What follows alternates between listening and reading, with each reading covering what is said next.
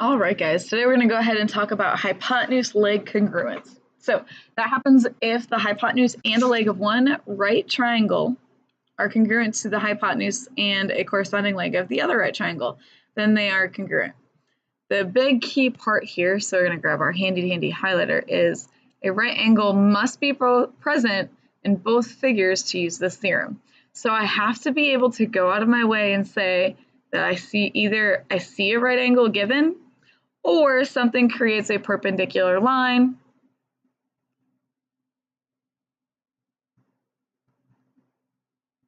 and we know perpendicular creates 90, and that is a right angle.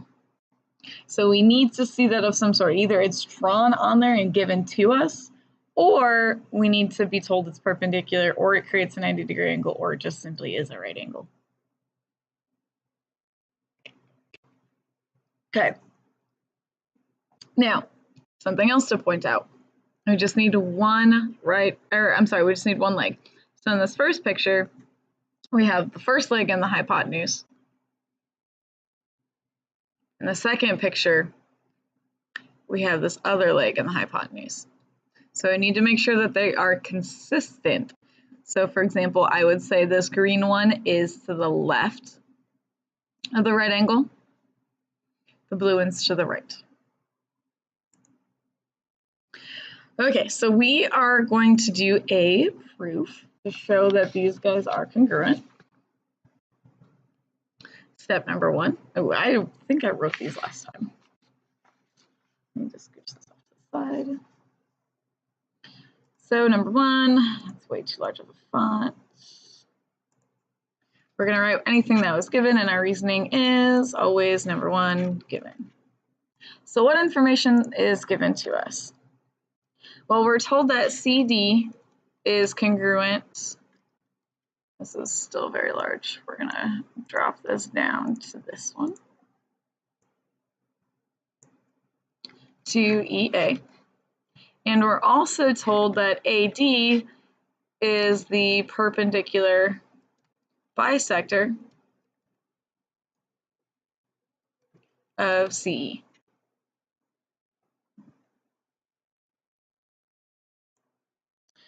And I haven't taught A for a while, so I'm making sure I shorten everything in an appropriate manner so that I agree with not only myself in the past, but also Mrs. Seitz or any other future math A teachers.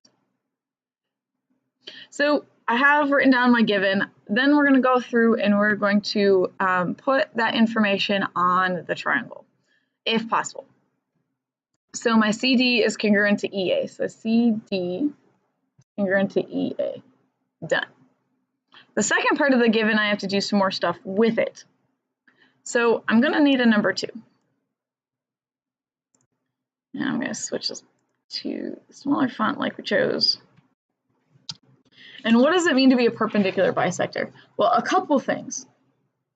The first thing that it tells me is that it's perpendicular.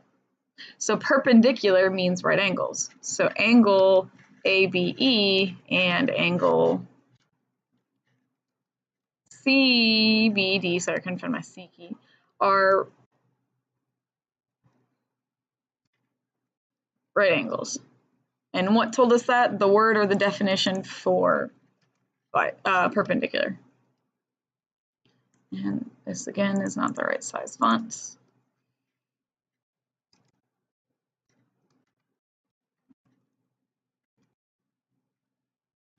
What's the wrong word again?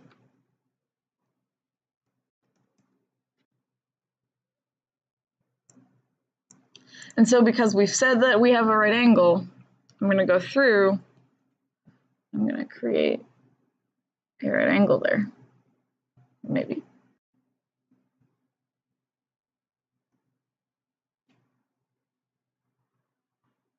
Now there's something else that's kind of important. So we did this guy, we did part of this guy, we did the perpendicular part.